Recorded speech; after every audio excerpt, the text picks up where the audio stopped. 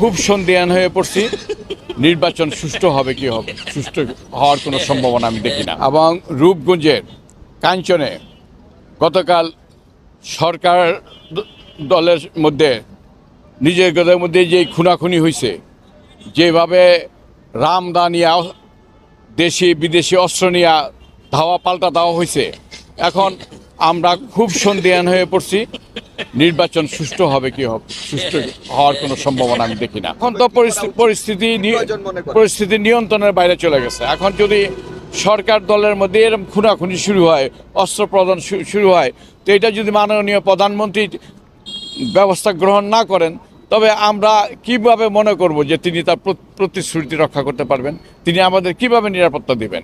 তবে তো ওই যে বিরোধী দল যে কথাগুলি বলতেছে যে সুষ্ঠু নির্বাচন হবে না, সেটাই প্রমাণিত হয়ে যায়।